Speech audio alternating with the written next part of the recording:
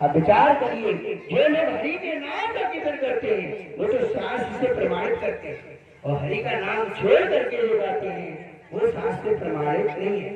मतलब भगवान के बनाए नियम को तोड़ते हैं।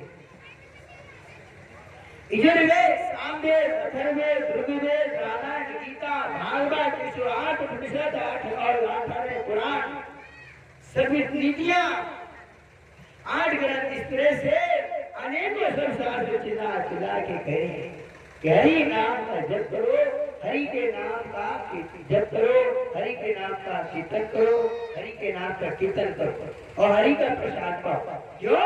हरि के प्रसाद में प्याज, लहसुन, किसी प्रकार की शुभ चीजें नहीं होती है। तुलसी डाल करके भोग लगाए, तुलसी का पड़ा हुआ ही प्रसाद होता है। और जो तुलसी डाल करके नहीं भोग लगाते हैं, भगवान को भोग लगाते हैं, उनको बोलते खाना।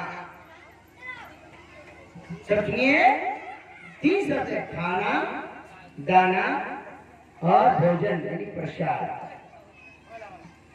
प्रसाद शब्द आता है महाप्रसाद। जैसे हम यहाँ पर संध्या को आपको महाप्रसाद देते हैं, भगवान की कृपा से सभी लोग के माध्यम से सभी मिलजुल करके इस महाप्रसाद को बनाते हैं और ठाकुर जी को भोग लगाते हैं। तुलसी डाल के यह महाप्रसाद करते हैं। कृष्ण कन्हैया, कोई और दूसरा नहीं, भगवान के सिवा कोई इसका ज्ञान धारण करने वाला, विज्ञान को धारण करने वाला।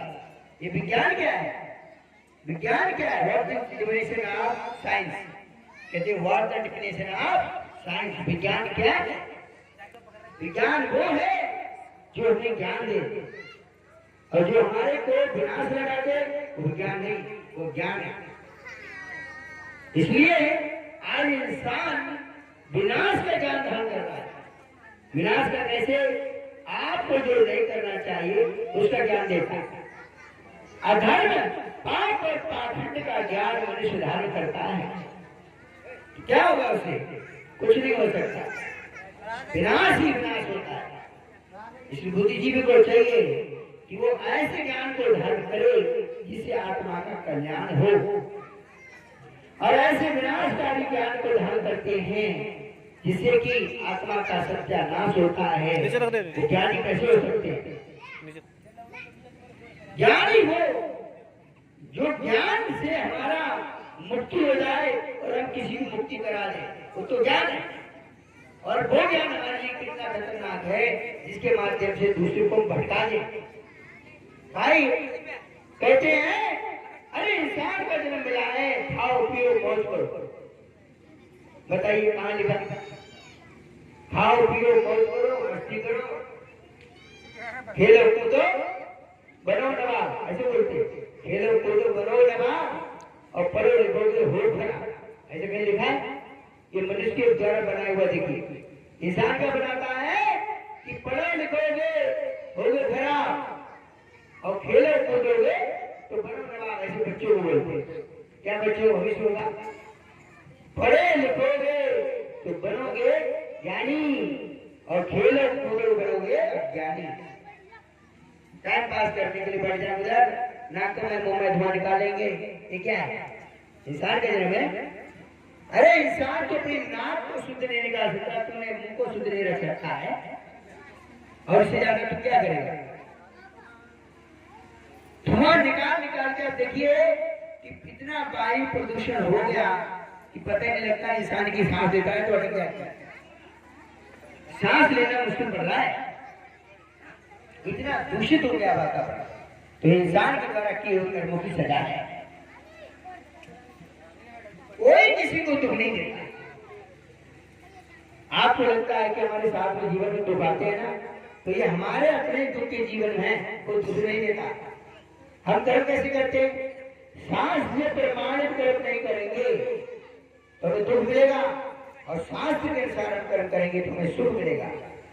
शास्त्र कहते हैं जाओ मांस मदिरा करो, जुआ सट्टा खेलो, विषयागमन करो, इधर उधर टाइम पास करो, ना तमन मुंह धुआं निकालो, आंखों से बुरा देखो, कान से बुरा सुनो, ऐसे शास्त्र कहते क्या?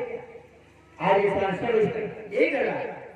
आंखों से तो बुरा देखता है, कानों से बुरा सुनता है, मुंह से बुरा खाता है, पीता है। पैर कहाँ रखेगा? जहाँ नहीं रखना चाहिए। पैर कहाँ रखता है? जहाँ नहीं रखना चाहिए। और हाथ जहाँ जो चीज हाथ में रखना चाहिए वो नहीं रखेगा। पुष्प, अब ये काम अच्छा है, भगवान की सेवा की, ये ठीक है। भगवान को इसीलिए कहा जाता है दीन दया। दीन दया कैसे है? दया करते हैं, भगवान को दया आती इस जीव पर। एक भक्त ने कहा कि प्रभु आप दया करें। महाराज आइए, स्वागत है, त्रिवेणी। नहीं आइए, अच्छा नहीं लगता, साधु भेष की कदर होती है चाहे कुछ भी हो। अब आइए, बैठिए, आइए, आसन लगाए। कर्म इंसान कुछ भी करे, हमें उसके कर्मों को बदल सकते हैं, ज्ञान देकर उसके जीवन को हम सुधार सकते हैं। तो आप कोशिश करें। राम चरण राग भगवानी, राम के चरणों में अनुराग होना चाहिए। और किसमें रखते हैं? राम को छोड़ दिया, बाकी सभी में अनुराग। राम के चरणों में अनुराग नहीं है, बाकी सभी में अनुराग है, सभी से प्रेम है। इसीलिए भगवान ने कहा रामचंद्र में, पीर बरती तो धीरे अछोगा, गाली देता नहीं पावो सोगा। पीर बरती तो धीरे अछोगा, गाली देता नहीं पावो सोगा। ये साथ उल्टा कर दिया, वीर भरती तुम धीर छोड़ा और गाली दे तुम पावो छोड़ा, ऐसे उल्टा कर दिया उसका। हर बात में छोटी सी बात करोगे सीधे गाली, और कोई बातें नहीं, सिर्फ गाली देके ही बात करता है। कैसी हैबिट है बताइए? बोलेगा तो बोलेगा नहीं, और बोलेगा तो गाली देगा। कितना दुर्भाग्य, कितनी दुख की बात है। भगवान ने आज हम आपको सभी गांव वालों से विनम्र निवेदन है, अगर आज तक आपने किसी कथा नहीं सुनी, सत्संग पंडाल में नहीं आए, भागवत दर्शन नहीं किए, 9वें दिन भी कोई अगर कर लेता है दर्शन, भागवत दर्शन कर लेता है, कथा स्थान पर आ जाता है और ये आहुति दे देता है, तो 8 दिन के पाप से वो मुक्त हो जाता है।